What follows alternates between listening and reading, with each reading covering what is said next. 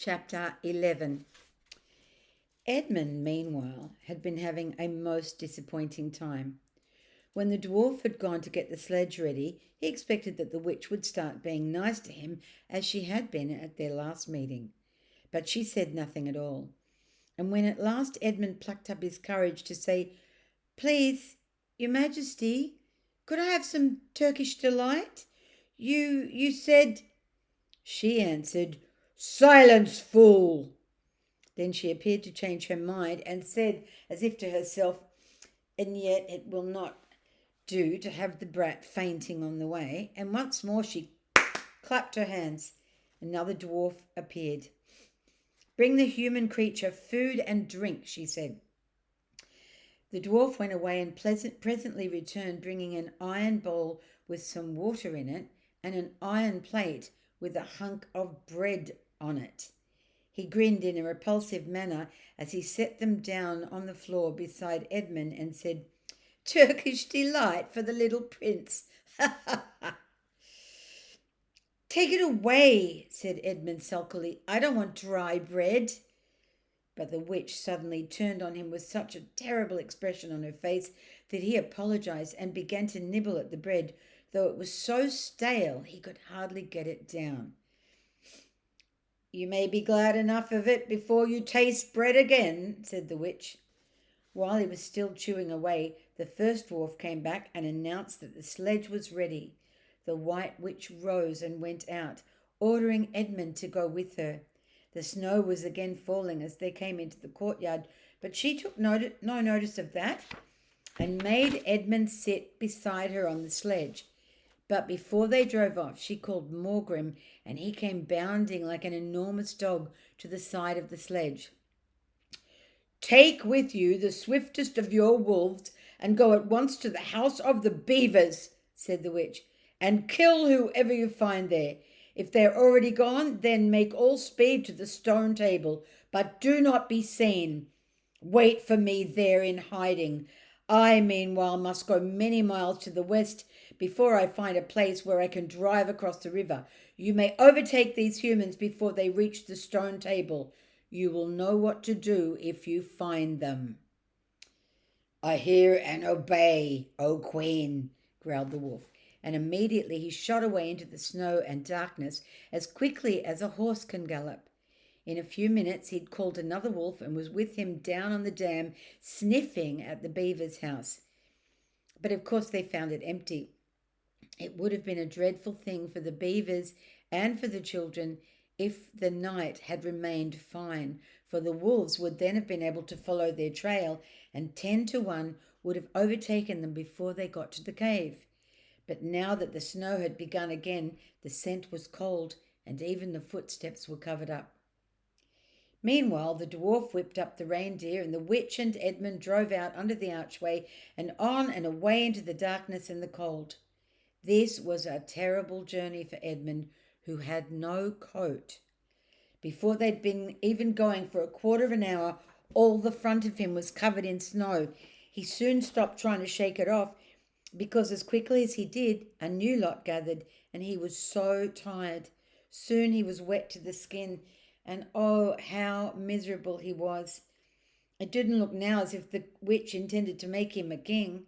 All the things he had said to make himself believe that she was good and kind and that her side was really the right side sounded to him silly now.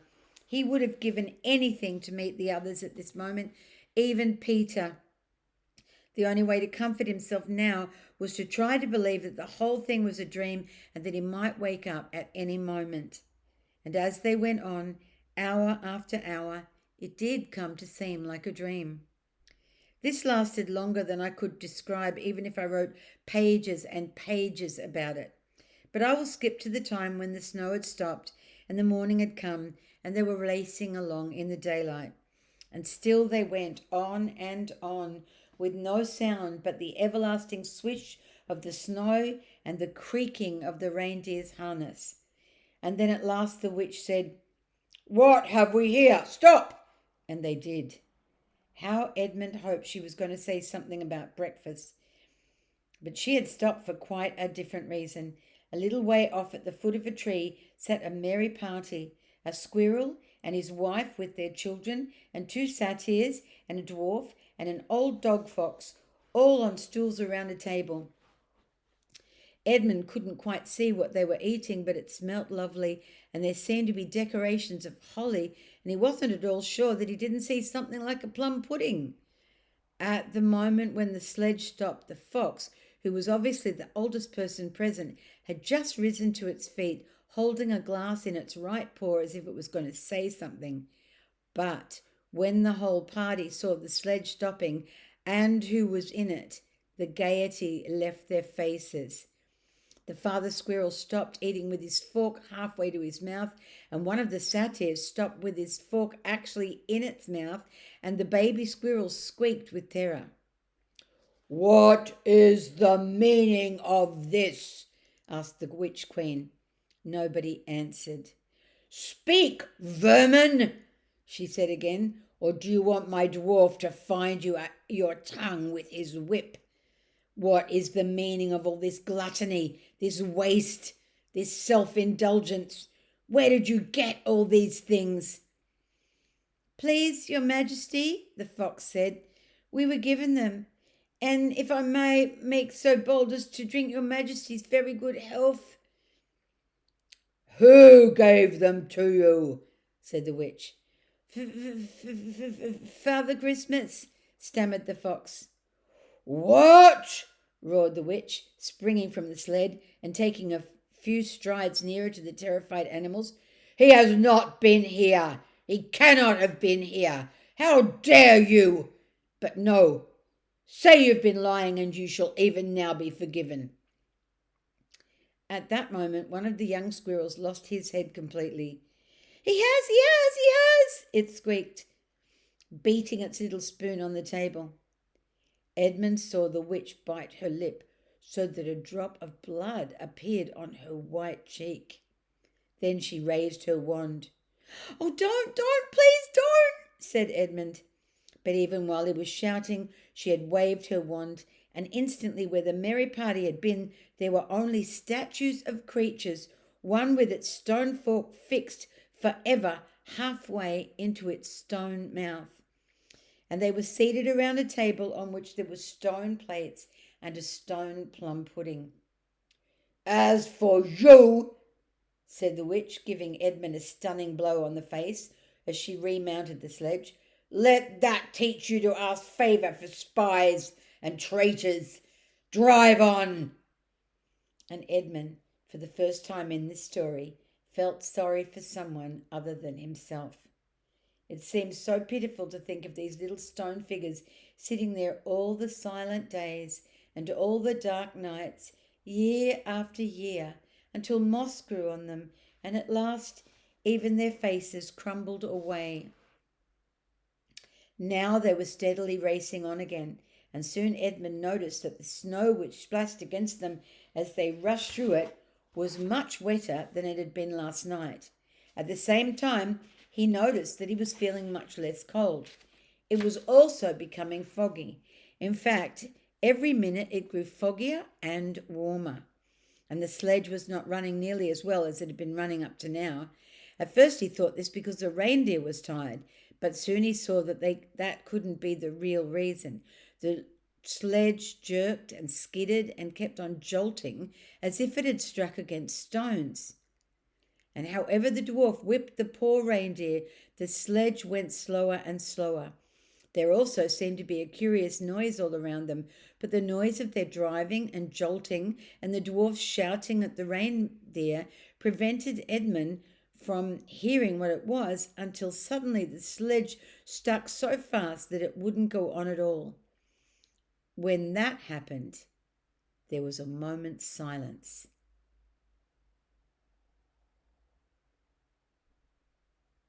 And in that silence, Edmund could at last listen to the other noise properly. All around them, though out of sight, there were streams, chattering, murmuring, bubbling, splashing, and even in the distance, roaring.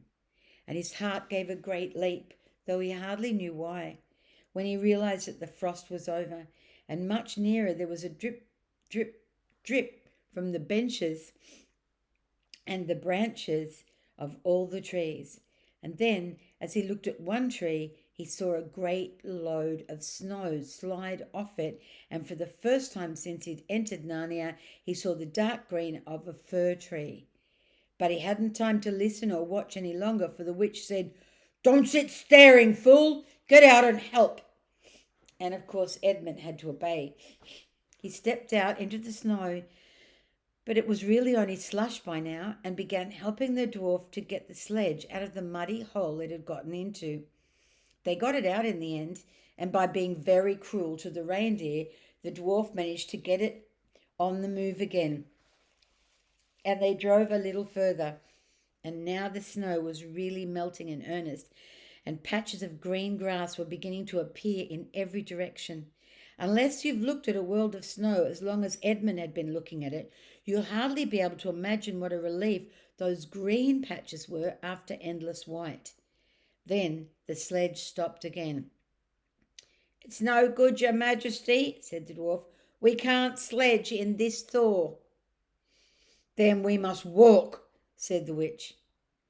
"We shall never overtake them walking," growled the dwarf. "Not with the start they've got." "Are you my counsellor or my slave?" said the witch. "Do as you're told. Tie the hands of the human creature behind it and keep hold of the end of the rope. And take your whip and cut the harness of the reindeer. They'll find their own way home." The dwarf obeyed, and in a few minutes Edmund found himself being forced to walk as fast as he could with his hands tied behind him. He kept on slipping in the slush and mud and wet grass, and every time he slipped, the dwarf gave him a curse and sometimes a flick of the whip. The witch walked behind the dwarf and kept on saying, "Faster, faster!" Every moment the patches of green grew bigger and the patches of snow grew smaller. Every moment and more of the trees shook off their robes of snow. Soon, wherever you looked, instead of white shapes, you saw the dark green of firs or the black prickly branches of bare oaks and beeches and elms. And then the mist turned from white to gold and presently cleared away altogether. Shafts of delicious sunlight struck down to the forest floor, and overhead you could see a blue sky between the treetops. Soon there were more wonderful things happening. Coming suddenly around a corner into a glade of silver birch trees, Edmund saw the ground covered in all directions with little yellow flowers. Celandines. The noise of water grew louder. Presently they actually crossed a stream. Beyond it they found snowdrops growing. "Mind your own business," said the dwarf when he saw that Edmund had turned his head to look at them, and he gave the rope a vicious jerk. But of course this didn't prevent Edmund from seeing. Only 5 minutes later he noticed a dozen crocuses growing round the foot of an old tree, gold and purple and white. Then came a sound even more delicious than the sound of water. Close beside the path they were following, a bird suddenly chirped from the branch of a tree. It was answered by the chuckle of another bird a little further off, and then, as if that had been a signal, there was chattering and chirruping in every direction, and then a moment of full song, and within 5 minutes the whole wood was ringing with birds' music, and wherever Edmund's eyes turned, he saw birds alighting on branches, or sailing overhead, or chasing one another, or having their little quarrels, or tidying up their feathers with their beaks. "Faster, faster!" ordered the witch. There was no trace of the fog now. The sky became bluer and bluer, and now there were white clouds hurrying across it from time to time. In the wide glades there were primroses.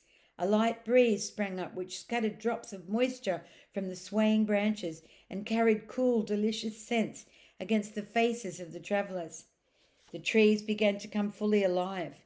The larches and birches were covered with green, the laburnums with gold. Soon the beech trees had put forward their delicate, transparent leaves. As the travellers walked under them, the light also became green. A bee buzzed across their path. "This is no thaw," said the dwarf, suddenly stopping. This is spring. What are we to do? Your winter has been destroyed, I tell you. This is Aslan's doing. If either of you mention that name again, said the witch, he shall instantly be killed.